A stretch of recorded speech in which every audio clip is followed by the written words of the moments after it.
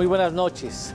Muchas promesas realizó el que es virtualmente presidente electo del país, Andrés Manuel López Obrador, durante su extensa campaña política. Hizo una cantidad importante de compromisos, muchísimos de ellos sociales, que tienen pies y cabeza, pero realmente con la existencia de un gobierno austero y esbelto, ¿será suficiente como para poder cumplir con el costo de esos compromisos? Ese será el punto de análisis hoy aquí a fondo. Quédese, va a estar muy interesante. Bienvenido.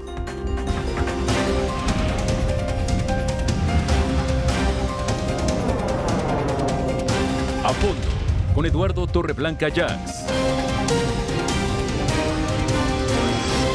¿Cuáles son los temas que vamos a abordar en esta noche? Primero, los nuevos sueldos de los altos funcionarios. Ya no era posible sostener esos monumentos y es parte del ajuste de donde quiere el próximo gobierno obtener ahorros sustantivos.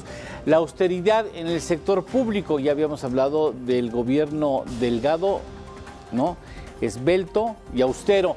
¿Alcanzarán los recursos para poder repartir entre los compromisos asumidos con los jóvenes y con los adultos mayores? Y por último, por supuesto, las conclusiones. ¿Qué nos espera en este gobierno que aún no es considerado electo el próximo presidente de México y ya trae como locos a medio mundo en este país? Comenzamos aquí a fondo.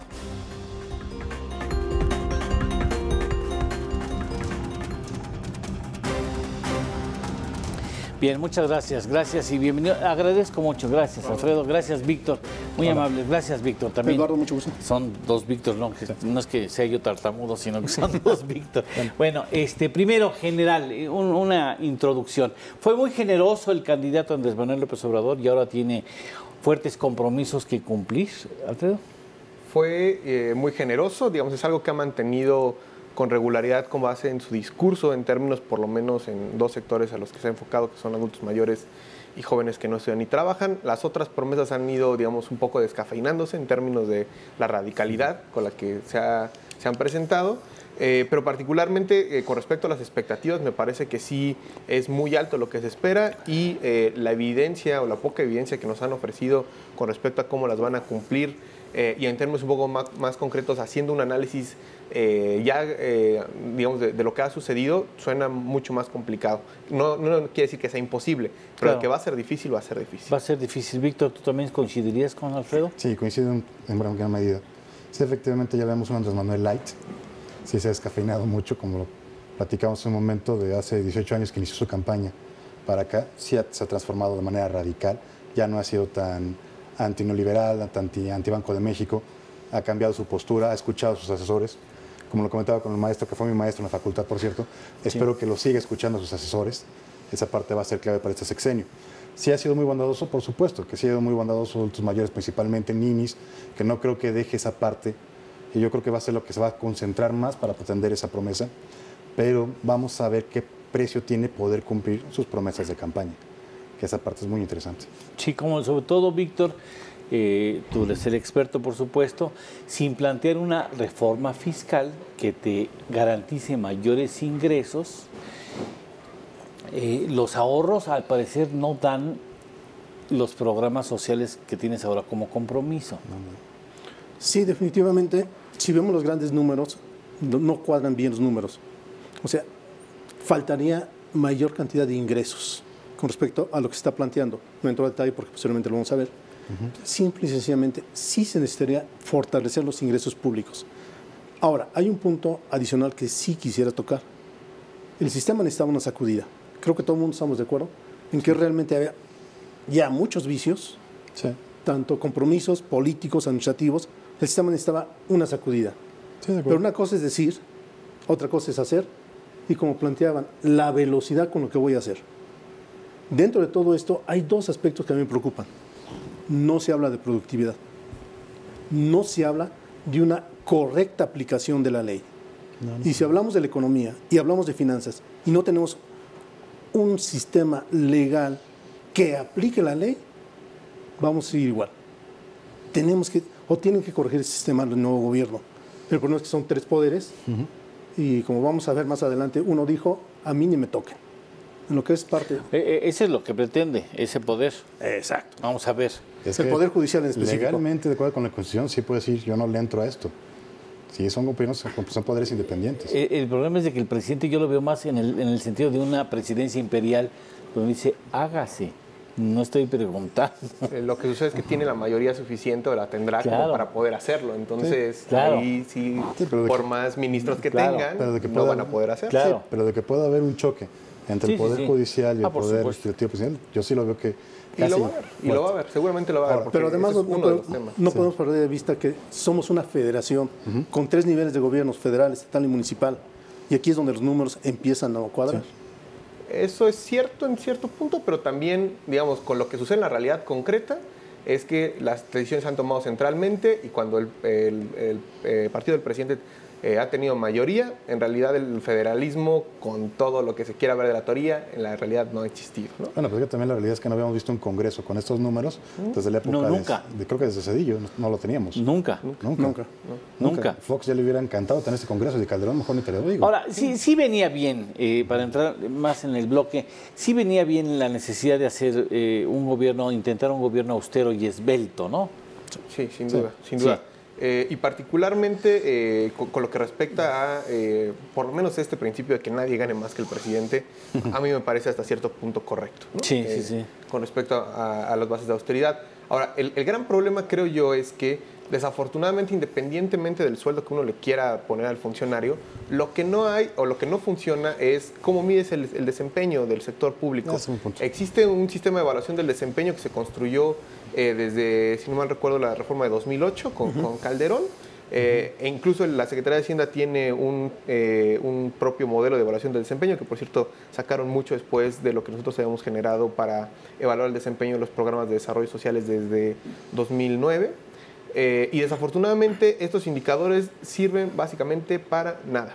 Cuando uno ve la presupuestación anual es básicamente inercial y no hay una justificación técnica de por qué un programa sigue existiendo, por qué un funcionario, por ejemplo, no existen esquemas de incentivos o de castigos con respecto a su desempeño. Entonces, ahí es en donde debería de anclarse esta idea de, bueno, si tú vas a tener determinado sueldo, incluso tú puedes generar un esquema de incentivos que sea con base en el desempeño y desafortunadamente, pues en el sector público, por lo menos a nivel federal, y ya no hablamos del nivel estatal, donde en muchas ocasiones ni siquiera existe un sistema de evaluación del desempeño, pues no hay una conexión directa entre qué sucede con el desempeño del presupuesto y las políticas y por qué ciertos funcionarios se mantienen, digamos, ya desde hace un buen tiempo. Pero si ajustas los números por la reducción salarial que propone el presidente y ves los compromisos, cuánto cuestan los compromisos hacia jóvenes o hacia adultos, que también hay muchas cosas que entonces no están por definir, por cuánto tiempo, hasta qué salarios se van a duplicar, ¿sí me entiendes? O por cuánto tiempo les vas a dar las becas a los estudiantes, forever and ever, porque las becas productivas son más de 1,000 pesos arriba del salario mínimo. Sí. Entonces, bueno, pues, supongo que tienes la idea también, el salario mínimo lo vas a subir al menos en esa misma cantidad. ¿O qué vas a tener estudiantes, aprendices que ganan más que los trabajadores que están enseñando? Bueno, para mí uno de los errores de esta administración no fue haber perdido la oportunidad de haber hecho un gran aumento del salario mínimo. Cuando Coparmex, cuando todos los empresarios dijeron sí podemos subir el salario mínimo X cantidad, Sí. ahorita no recuerdo, que viniera del gobierno que dijera no vamos a mantenerlo, fue un error. Fue uno de los errores de esta administración y fue un error yo creo que le salió bastante caro, grave. Política. Exactamente, Sí. políticamente fue un error muy grave. Ahora, también yo creo que es un incentivo negativo. Vamos, no me gusta incentivar a que la gente no haga nada, pero yo prefiero incentivar a que la gente se vuelva productiva, lo que comentaba el profesor, no tenemos producción. Ahora, hablando de gasto, regresando un poco al punto original de gasto público, hay un punto en el que yo coincido con Andrés Manuel. Yo sí coincido con él en un punto. Sí, hay que reorganizar, hay que revisar el gasto público, hay que organizarlo, porque tenemos muchas partidas que se duplican. Hay mucha gente que recibe hasta 2 o 3 beneficios, esa parte la entiendo. Y hay muchos programas que tenemos que revisar si realmente están funcionando, hay que evaluarlos correctamente, como comentábamos hace un momento, para ver si realmente tienen el impacto que se necesita. Vamos, simplemente un ejemplo muy clásico. Tenemos el programa de comedores por parte de Sede Sol, que supuestamente va dirigido a la comunidad más pobre, gente que no tiene que comer, va dirigido a los estratos, a los deciles más bajos. Y cuando tú llegas a los comedores, de repente te encuentras a empleados de Telmex, a empleados de alguna empresa refresquera comiendo ahí, gente que sí puede pagar su comida. ¿Me explico? Sí, claro. Así, hay algunos programas que tienen que ser forzosamente revisados. Ahora, para que Andrés Manuel sus programas puedan cumplirse, forzosamente, con los actuales programas que tenemos es casi imposible. Tiene que haber todo un reordenamiento de programas, saber cuáles se quedan. Muchos van a tener que irse, forzosamente. No veo con los actuales finanzas que dijeran vamos a tener lo que tenemos y aparte sumamos estos programas, perdón, pero es imposible, las cuentas no dan. Creo que faltan alrededor, si no, por favor, corríjame, maestro, como lo hacíamos hace algunos 10 años. Es que fue mi maestro, por eso le digo, corríjame otra vez. Pero creo que quedaríamos pendiente como unos 105 mil millones. Simplemente si quisiéramos meter los programas con lo que ya tenemos, forzosamente va a tener que dar de baja. Ahora, esto de bajar sueldos y salarios suena muy bonito, pero es hasta demagogo en algún punto. Y marginal, completamente Exactamente, marginal. completamente lo que marginal. puedes ahorrar son 25 mil millones de pesos. Realmente... 25 mil millones con la reducción de Con la salarios. reducción de salarios. Sí. Pero además viene eso, no solamente la reducción de salarios, también vas a percibir menos impuestos de esos funcionarios, porque al bajarles el salario, la carga impositiva es distinta. De todos modos es marginal. Es decir, aquí el problema, creo yo, de fondo es que no hay una perspectiva de sostenibilidad detrás de todo esto, ¿no? Por ejemplo, no hay proyecciones de a 10 o 20 años cómo esto se va a reflejar. En el caso, por ejemplo, del gasto a jóvenes y a adultos mayores, lo que comentábamos de si tú quieres que ingresen al sector laboral, bueno, entonces ya no les des ese subsidio en un punto determinado.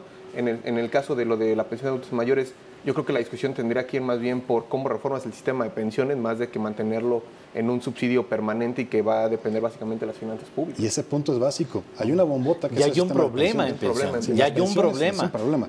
Las pensiones es una bomba que va a estallar, tarde que temprano. Y en ese le estalla Andrés Manuel López Obrador, ¿eh? Sí. Porque ya llevan 2 o 3 administraciones en donde el asunto ni siquiera se atiende, Víctor. Sí, de acuerdo. Ahora, nada más precisando, de acuerdo al proyecto de nación de López Obrador, la reducción de altos mandos y sus salarios asciende a 56 mil millones de pesos, según él. ¿Cuánto involucra? El 5% de todo lo que él piensa ahorrar sin avión, quitando el avión. Es decir, los 500 mil pesos de la corrupción, ¿no? Que dice que Se- va a ahorrar. aparte, Esa de cantidad como todo- que es muy valiente, ¿no? esta cantidad de corrupción hablan 500 mil y el total es de 702 mil millones de pesos. O sea, mi pregunta sería, está bien, 500 mil de corrupción, ¿cómo lo van a sacar? Exacto. Pero ya, si me meto a la parte de altos mandos y sus saldos, la pregunta, como se ha comentado mucho, es, ¿y tú vas a aceptar que se reduzca el salario? La respuesta es sí, porque si soy alto mando estoy sujeto a que me puedan correr en el momento que sea. Claro. Ese es un punto. Pero además, toda la implicación que trae, porque no es nada más, bájame el sueldo, te vas a quitar las prestaciones. Si quiero prestaciones, tan solo en la parte de seguros. Ya están hablando de quitar seguros y están hablando aproximadamente 2.700 millones de pesos que van a dejar de percibir las aseguradoras. Sí. Es un efecto en cadena. Y además, si corren a estas personas o les quitan o les bajan el salario, tienen hipotecas. Entonces, se dice que de 6 funcionarios, 6 de 10 tienen crédito hipotecario. Ahora, también mucha gente de la población tiene las mismas carencias y no se la ven con este tipo bueno, bien, con los salarios ni las prestaciones. Aquí habría también que pensar en un país con 55 millones de personas en pobreza, Ahora, si eso tiene sentido, ¿no? O sea, Ahora, es la contraparte. Y lo- si vas a dirigir ese subsidio hacia allá, La otra parte sería, perfecto, yo me quedo en el gobierno, acepto todo esto. ¿Me vas a mover de lugar? ¿Quién va a pagar Esa es la segunda. ese movimiento? Es que Y todo lo que involucra. No, pues tú. Pues cómo Ya que me quieres? contestaron. Pues tú. Porque no me vas a dar nada en absoluto. Claro, tengo un gran incentivo. Voy a trabajar de lunes a sábado, 8 horas. Y ya lo digo claramente. bueno, fíjate que por mi experiencia en dependencias de gobierno, tú sabes muy bien cuáles son, Sí, sí, sí. a mí me hubiera fascinado trabajar 8 horas. Yo cuando empezamos, yo sí he estado de jefe de departamento para arriba hasta subdirector general de área. Y yo entraba regularmente, por ejemplo, cuando me tocaba informe de presidente, ayudar al informe presidencial, me iba a entrar en promedio a las 6 de la mañana y salíamos cuando pudiéramos por ahí después de las 12 si bien nos iba. O sea, eso de trabajar 8 horas, cuando yo fui director general de área, me hubiera fascinado. Que también decir, ahora todos van a trabajar 8 horas, quiero ver. No se puede. Bueno, pero- déjame ir a una pausa, porque si no les vamos a cortar. A quien participe le va a cortar la idea, porque tenemos que ir a una pausa y regresamos aquí. Estamos a fondo, ya ve usted. No, pues no es tan fácil, no es tan fácil. Eso se Tiene, puso bueno. tiene su chiste, tiene su chiste. Sí, está muy bien. Entonces, perdón, tú ibas a participar, no te dejé. Sí.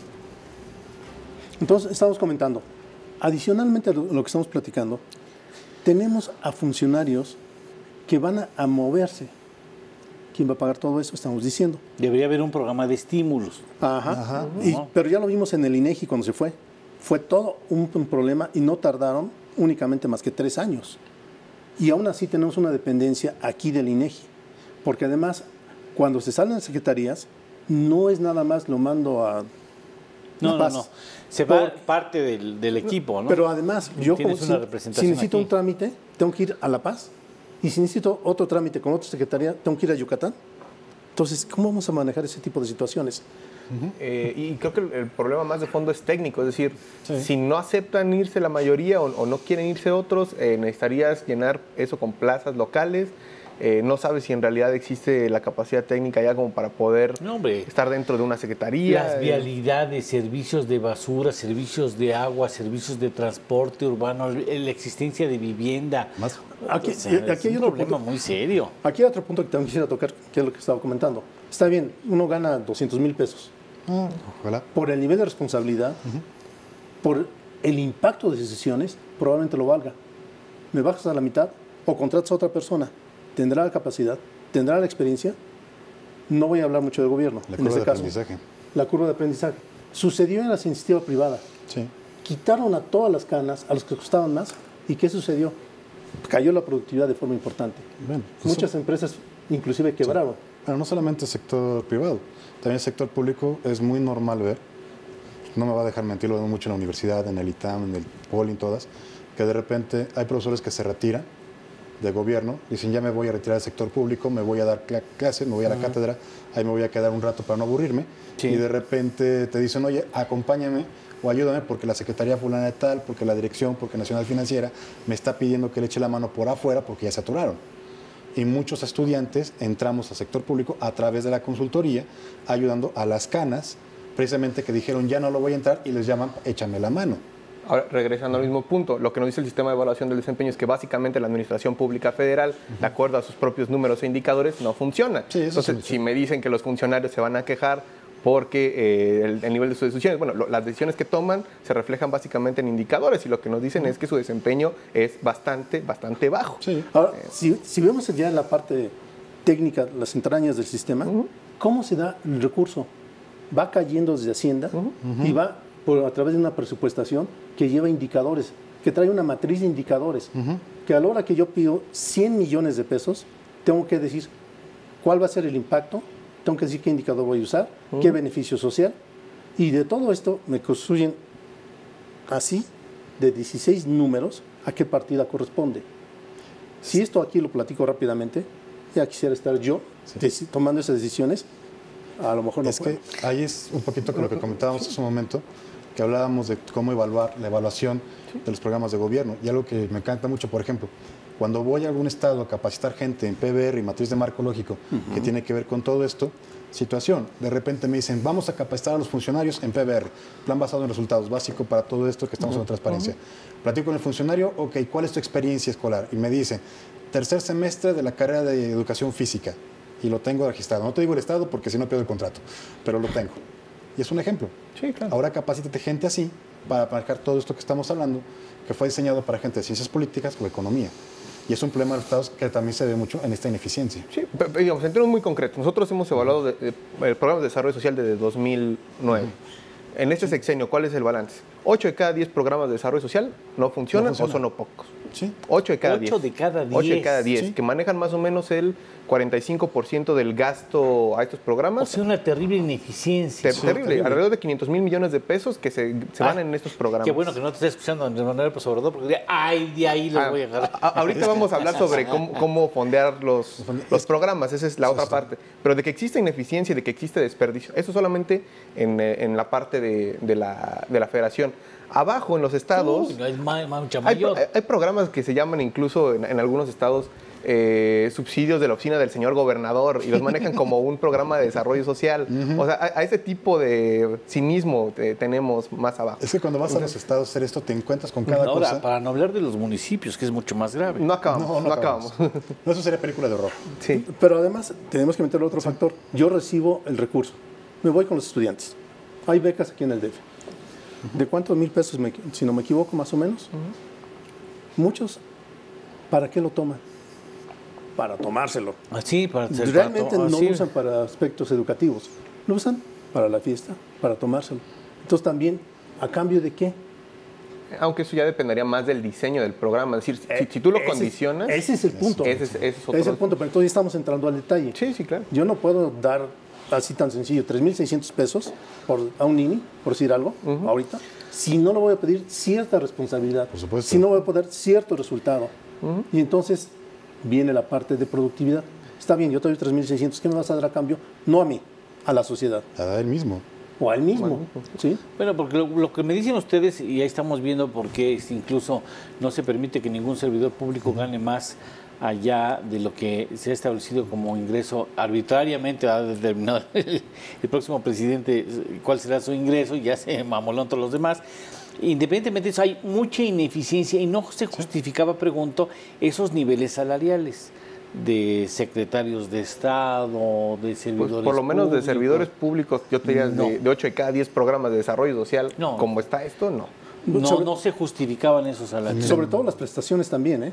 Choferes, automóviles, derechos de teléfono, o sea, yo creo que ahí las actividades debe ser fuerte. Cambios de automóviles cada año. Aunque en realidad, digamos, Seguro después gastos médicos del mayores. ajuste presupuestario de 2015 sí le bajaron bastante, ¿no? Por ejemplo, Sí. nosotros estábamos en este comité de la Cruzada Nacional contra el Hambre y era un poco paradójico que las reuniones se hicieran en el Hotel Hilton para Exacto. discutir la Cruzada contra el Hambre. No me digas. Después del recorte presupuestario ya se hacían dentro de ese sol. Entonces, como que sí le bajaron un poquito, pero de todos modos sigue habiendo mucho Sí había que cortar ahí, ¿no? Claro. Mira, uno de los problemas que hubo cuando hablábamos de que sacaron canas, vamos, hay que entender que en el servicio público también hubo una generación completa que ya terminó.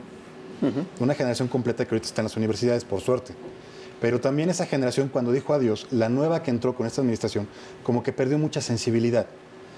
Y le tardó mucho en aprender y entender el papel que estaba jugando. Sí, efectivamente, era ridículo ese tipo de reuniones. También a mí me tocó algunas, que estás en Hotel Hilton, estás en la fiesta americana y estás hablando de la pobreza extrema. Sí, se convierte en una broma. Y es algo que cuando llegabas a una universidad y lo platicabas con un catedrático, te decían, nada más movían la cabeza que no, y se empezaban a dar diciendo a esto, a ver qué tan caro les van a pagar estas tonterías. Y sí, la pagaron muy cara, porque también no podemos negar que buena parte de esta baja salarial, esta aceptación que está teniendo entre la población, sí es un castigo que se le está dando a una clase a una burocracia. Situación chistosa, la burocracia a la que quieren castigar ya se va, y se va a ir muy bien. La que va a pagar el pato es la que está Sí, por ya entrar. están renunciando para tener derecho a las liquidaciones, Sí. ¿no? Sí, Ya las están adelantando. Mira, sobre todo por esto, cuando entras a trabajar a gobierno, después de jefe de departamento, un porcentaje de tu sueldo que tú marcas, si es el 10 o el 20 o el 15 o el 5%, se va a un seguro. Y la aseguradora te pone otra cantidad igual y se va a un fondo de inversión. Cuando te retiras de gobierno, te retiras con toda esa cantidad. Yo le preguntaría a todos, si tú estás ahorita como un subdirector general de área, como jefe de departamento, ¿qué escoges? ¿Te retiras con esa cantidad de dinero No, o bueno. te esperas a que llegue Andrés Manuel y te quite todo? No, bueno. Digo, la respuesta Porque es además está muy lógica. claro en los 50 puntos que dijo. Exactamente. No va nada de eso que está señalando. Sí. Simplemente no va. Y también vuelvo. Es un problema para aseguradoras. Exacto. Porque ¿de dónde van a sacar ese recurso? Y lo que esto genera en cascada dentro de las empresas proveedoras del gobierno federal. Ya no me quiero ver. ¿Quién es la aseguradora del gobierno federal? GNP. GNP. La de Snoopy. Y MedLife. Y MedLife. Sí, MedLife. sí, yo también Sí, la de Snoopy.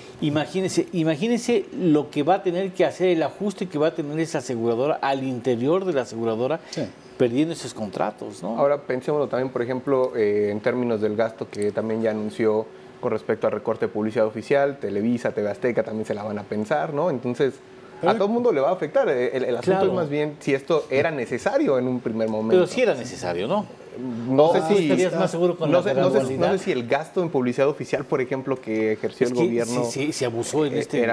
fue brutal. El problema- Y ya venía sí, una cascada desde antes. insultante. Pero el problema también- insultante. Pero fíjate O sea, que fue irónico porque este gobierno gastó mucho en publicidad, pero fue el gobierno más ineficiente en materia de por comunicación eso, social. lo cubrió con la publicidad, Pero haciéndonos mal. creer que estaban las cosas bien, ¿no? ¿Cuánto se gastó? Un dineral, o sea, es un...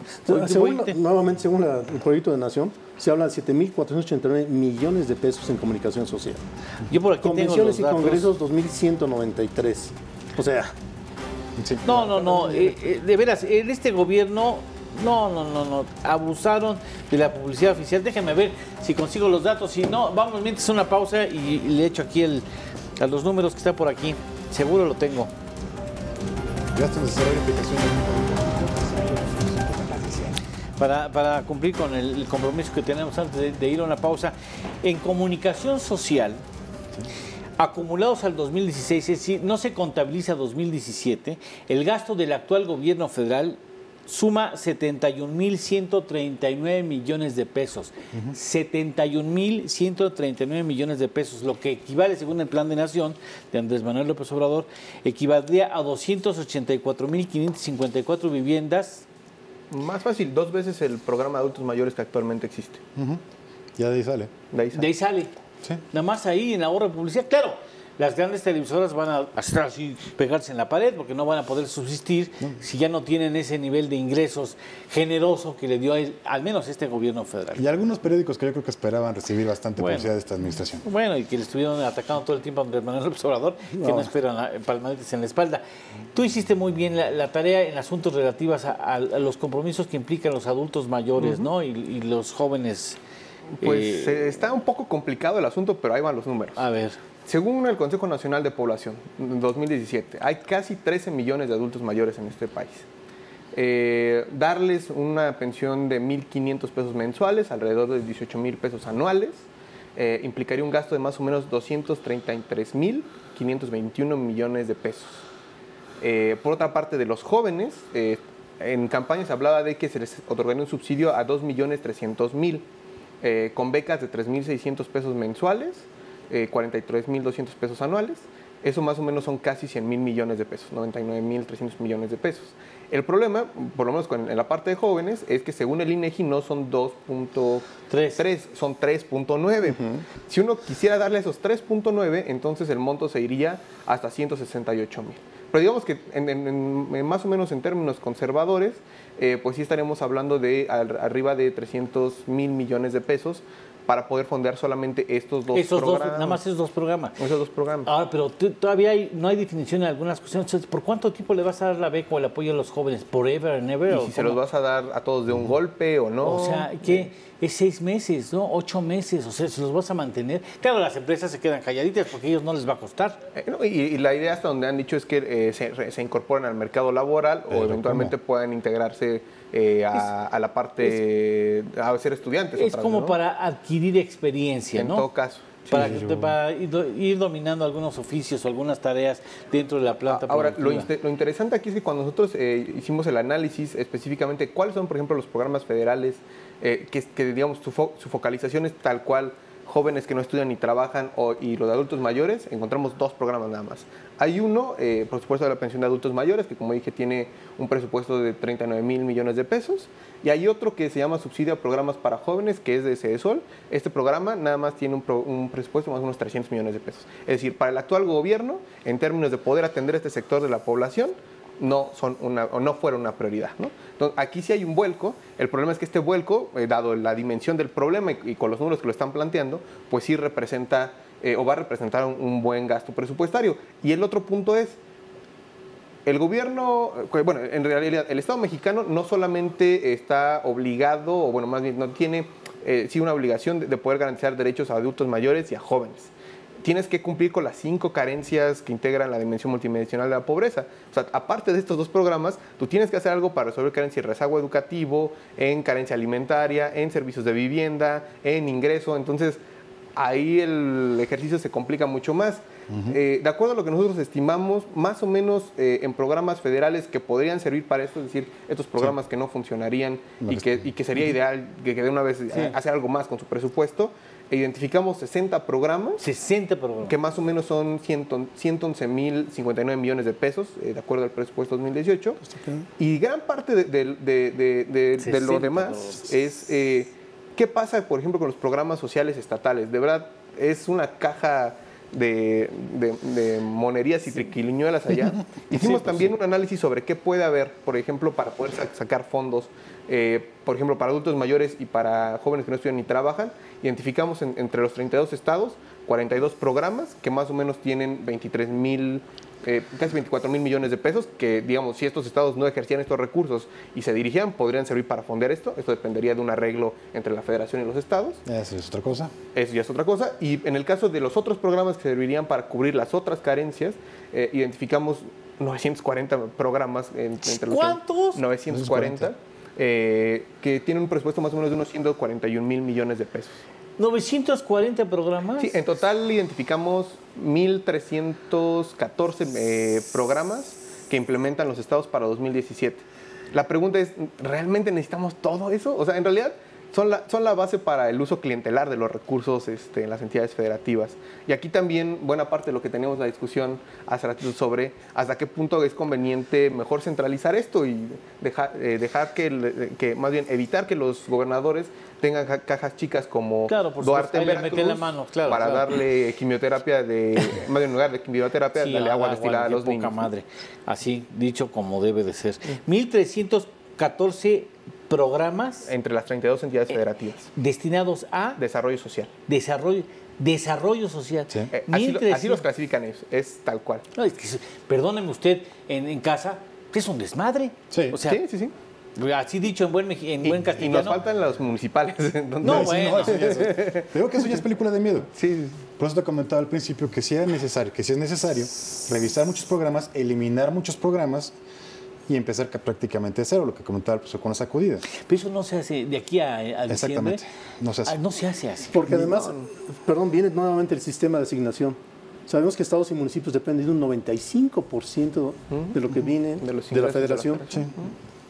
Ahí, para entrar en específico, el ramo 23, el IMEF dijo claramente, puede ser de allí los recursos, porque están muy mal atribuidos. En lugar de dárselos para los moches, pues a utilizarlos para otra cosa. ¿Por qué el ramo 23? Porque no trae un rubro específico, no va etiquetado. No, ni siquiera hay una ley que regule el ramo, eso es lo peor. O sea, Hacienda lo ejerce de forma discrecional, se inventan fondos, cada presupuesto cambiándoles de nombrecito para que sirvan para eso. Pero aquí tenemos un pequeño problemita también.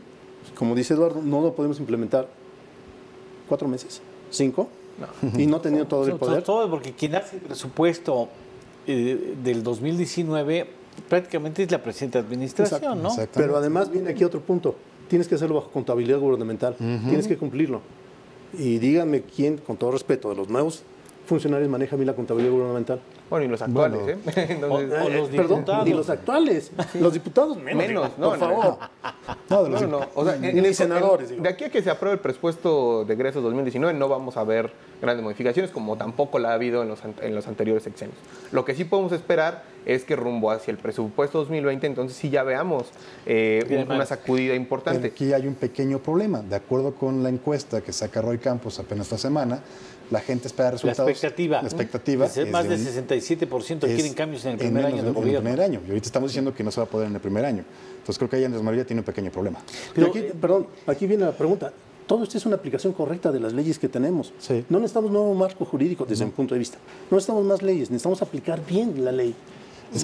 No lo sé. O sea, por ejemplo, en términos presupuestarios, el gran poder que concentra la Secretaría de Hacienda y donde básicamente la Cámara de Diputados es testigo y levanta la mano para poder aprobar el presupuesto del presidente, ese es un gran problema. Hay que hacer una gran modificación del cambio del sistema presupuestario, por ejemplo, para dotar al cuerpo legislativo de capacidades técnicas en la materia. Nosotros hemos estado pugnando por la creación de un consejo fiscal que pueda revisar la materia. Se pronuncia Andrés Manuel. De hecho, yo digo que sí. En lo que no estamos muy de acuerdo es cuáles van a ser las facultades y atribuciones del consejo fiscal. Exactamente. Porque además aquí tenemos a los representantes que van a tener para el manejo de presupuesto, los famosos virreyes que están llamando ya por el término de poder político y económico. Pero es que también es una jugada política, porque cuando estamos viendo muchos de estos virreyes, curiosamente fueron candidatos a gobernadores que perdieron la elección.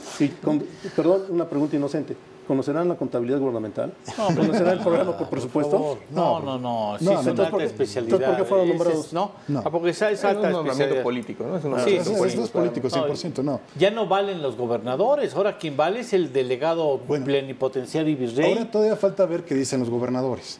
Porque ahorita la parte curiosa es que todos han estado muy calladitos y me cuesta trabajo con algunos que hemos convivido que se queden calladitos todo este periodo. ¿Tú imaginabas? No es que han estado calladitos, más bien algunos ya están trabajando en sus congresos, por ejemplo el de Sonora, que intentaron dar un albazo para poder otorgarle facultades a la gobernadora de veto sobre el legislativo, ¿no? Entonces, ya se están moviendo.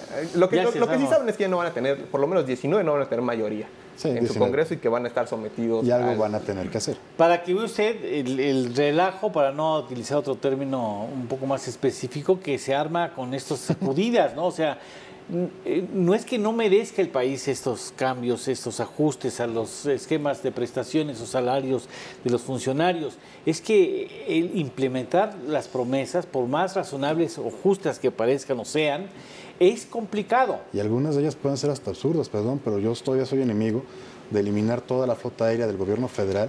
Es algo que yo todavía no estoy de acuerdo. Ahí tengo por ahí los datos de cuánto le vamos a perder al avión. La perdieron. Y aparte, si lo vendemos, sí.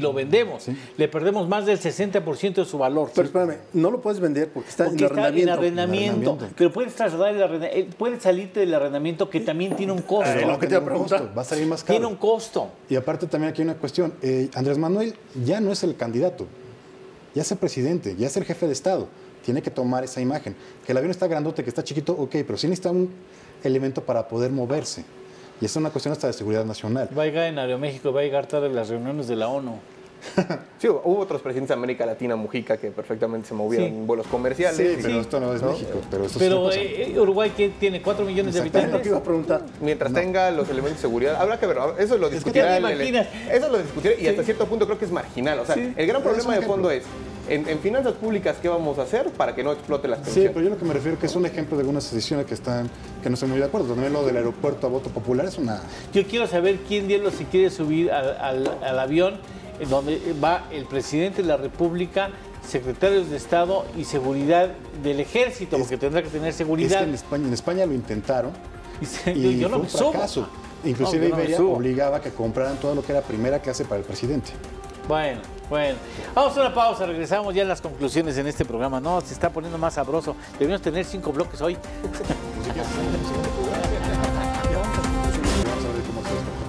Bueno, vamos a las conclusiones, vamos a tratar de ser lo más breve, bueno, yo seré lo más breve posible.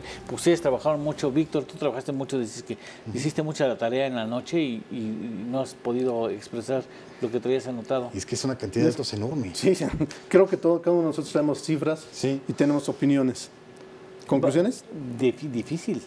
Muy difícil, o sea, realmente, como tú señalabas, sobre grandes números, 300,000 millones de pesos.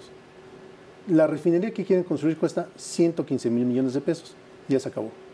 Y ayer anunciaron 7 proyectos principales. Por infraestructura. De infraestructura, 500,000 millones de pesos. ¿De dónde va a salir? O sea, si empezamos a sumar, a restar, las cifras no van a cuadrar. Ahora, esto también tiene implicaciones económicas. Ya nos bajaron expectativas de crecimiento de 2,1 a 1,8 por todo ese tipo de situaciones. También ya se está diciendo que necesitamos, y lo comentamos al principio, una nueva reforma fiscal. Sí, por supuesto. El problema sería, hágase la voluntad en los bueyes de mi compadre, porque solo el 60% de la población... ¿Está pagando impuestos? No, está fuera de la informalidad. Ojalá 60 estuviera dentro. Sí, exacto. Sí. No, ya estaríamos en la OCDE en primer lugar del ranking. Exactamente. Además de todo esto, la productividad del país es de las más bajas. Sí. Simplemente a nivel internacional no somos productivos. Tenemos, como siempre digo, somos un mosaico. Tenemos grandes consorcios, tenemos empresas de primer mundo y tenemos la parte triste. ¿Hay injusticia social? Creo que sí. Y definitivamente, ya como conclusión, yo diría, sí, el país necesitaba una fuerte sacudida, porque tampoco es justo que se esté concentrando la riqueza a estos niveles. Tampoco es justo que en un momento dado los niveles de vida de la mayoría de la población sean muy bajos. Pero tampoco es justo que todo esto vaya a ser a costa de la gente que ya logró, gracias a su esfuerzo, cierta condición de vida. Me recuerda, cuando a mí me tocó vivirlo, cuando la clase media estaba acá y de repente toda la clase media se empobreció por una crisis económica. Mi generación se conoce la generación de las crisis. Crisis tras crisis por errores del gobierno. Entonces yo quisiera ver más cifras, más amarradas, con proyectos específicos, el detalle, para tener la certeza que no vamos a vivir una nueva crisis con una presidencia imperial, como parece ser que va a ser. Alfredo. Pues mira, yo creo que el resultado de la votación nos dio como mensaje que hay un cambio de régimen. Y ese cambio de régimen se está expresando, por lo menos ahorita, de momento, en muchas de estas propuestas. Para mí, la gran discusión, y lo sigo poniendo en la mesa, y creo que también Víctor Ortiz lo acaba de refrendar, necesitamos mucha más evidencia, necesitamos poder tener una discusión abierta, que esto no sea nada más conferencias de prensa donde yo les digo está bien esto o no, sino poder tener una discusión abierta y en serio y de frente con los nuevos funcionarios o quienes vayan a tomar las responsabilidades. Y particularmente a mí me sigue sonando o me hace mucho ruido la falta de perspectiva de mediano y largo plazo, ¿no? Totalmente. Yo creo que ahí es en donde realmente va a estar digamos, el punto fundamental. Y ahí yo creo que también, como decía hace un rato, la parte de que el Poder Legislativo pueda tener mucha mayor capacidad técnica para poder opinar y no solamente levantar la mano de lo que diga el señor presidente, va a ser claro. Híjole. Pero va a estar muy complicado. Y si no, de afuera, como ha sucedido con los otros sexenios, pues vamos a estar por lo menos desde sociedad civil, desde la academia, levantando la voz contra esto. Digo, ya hablamos hace un rato de que hay algunas represalias en contra de algunos por criticar, pero de cualquier manera, o sea, si no levantamos la voz contra algo que puede ser completamente regresivo, me parecería que estaríamos faltando a nuestra propia convicción, y yo creo que ahí sí no hay es una línea roja que no se puede cruzar. Ahí sí, concuerdo 100%. Esta administración necesita un contrapeso y el Congreso no lo va a hacer. ¿Pero dónde está? Es que ese contrapeso tiene que salir de medios de comunicación y de la sociedad civil. Ahí concuerdo plenamente. Y si es necesario, no podemos volver al presidencialismo de la década de Luis Echeverría. Y aunque a mucha gente no le gusta comparación, perdón, pero lo que me está describiendo el profesor, lo que estamos describiendo, lo que hemos platicado, es una concentración de poder muy parecido a esa etapa de priismo. Incluso antes de Porfirio Díaz, ¿no? Los virreyes que estábamos comentando, perdón, Andrés Manuel es un fanático de la historia y se nota porque esto es una cuestión que usaba Porfirio Díaz. Sí. O sea, el problema es que no podemos perder lo ganado. Sí, había que sacudir algo, de acuerdo. Sí hay que hacer un cambio completamente, pero algunas cosas que eran positivas no se pueden perder. Pocas o menores no se puede perder. Ahora, ¿qué es lo que estamos viendo? Viene un cambio radical completamente. Va a tener que sacar muchos programas, eso se lo aplaudo. Va a tener que organizar el gasto público, estoy completamente de acuerdo. No en el 2019. Pero no en el 2019. O no le va a alcanzar Ahora, el tiempo. eso también espero que sus votantes lo entiendan. Porque una cosa es que lo platiquemos nosotros, que tenemos una educación, técnica, bueno, aparte de mi educación está aquí sentada, pero también necesitamos ver si la demás gente lo entiende, porque esperar que de la noche a la mañana, en un año, se acabe la delincuencia y la pobreza extrema es una salvajada y es imposible. Lo va a sacar lo de los jóvenes, lo de los niños, Imposible. lo de los jóvenes, y va a sacar lo de los adultos mayores. Tiene que sacarlos en el primer año, seguro. Eso es el equivalente a la Cruzada Nacional contra el Hambre de Peña Nieto. Y eso implica cuántos recursos. Más o menos arriba de 300 mil millones de pesos. 1.5% del PIB, de acuerdo con Federico Ruble, con los datos que dio. Más de 300,000, ¿que de dónde? Porque de la corrupción... Dice que son 500,000. Pero es que ¿dónde están? Es muy abstracto, pero en términos de programas concretos sí hay una base presupuestaria donde puede partir. Nosotros ya la calculamos y está, o sea... El asunto es más bien, por ejemplo, si tú quieres cambiar el arreglo fiscal y entonces te vas contra el ramo 23, del ramo 23 se han ejercido arriba de o casi 200,000 millones de pesos. Si tú quieres darle en serio a la corrupción, y eso implicaría también cortarle los moches, incluso o potenciales moches a diputados de su propio partido, pues entonces ahí sí veríamos realmente si quiere entrar o sea, sí hay de dónde. Sí hay de dónde. Lo que pasa es que el gran problema es que con la actual regulación, gran parte del presupuesto está amarrado. Si tú modificas eso, entonces sí tienes. Tiene que haber todo un proceso. El ramo 23. El ramo 23. Que es aquí la caja chica. Es una de las cajas. Pero es por la que yo diría que podríamos empezar. Por ahí se puede comenzar. ¿Tú la ves así también? Sí, definitivamente hay de dónde cortar. No me salen a mí los números, ya en todo el global. Siguen saliéndote. Siguen no saliéndote. Siguen no saliéndome. Probablemente se tenga que endeudar hasta el nivel posible. No le des ideas. No des ideas. Bueno, no sé, porque ya en esta administración el endeudamiento se fue a casi arriba del 50%. Ya va en 48. Ya va en 48. Ya no pueden endeudarse más. Ya no se puede más. Bueno, no debería. Exactamente. El problema de la deuda no es que te endeudes, sino en qué lo usas, ¿no? Sí. Y esta administración lo usó incluso para gasto corriente. Sí, entonces, más bien, el asunto es ¿para qué? Sí. ¿no? Pero los tres niveles de gobierno, lo han usado para gasto corriente. Sí. Desgraciadamente. Incluso cuando el petróleo estaba a más de $100, $130 el barril, seguía pidiéndose prestado.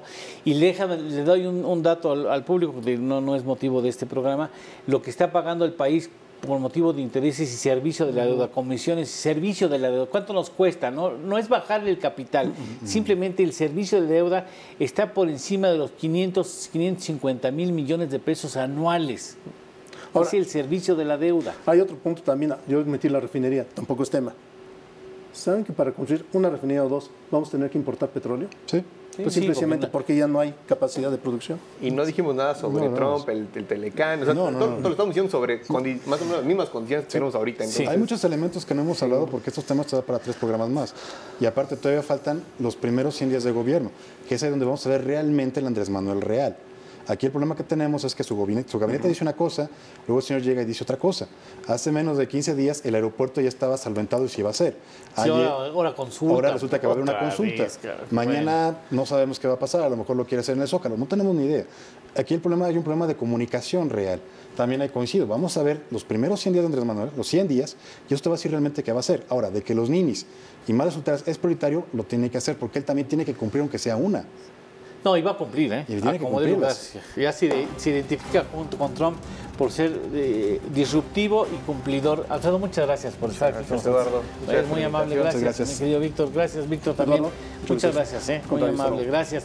Y a usted que tiene con su presencia la generosidad de estimular este tipo de contenidos en la televisión, de análisis de una realidad nacional que nos debe de preocupar y nos debe de ocupar. Muchas gracias por su atención. Hasta la próxima, aquí a fondo.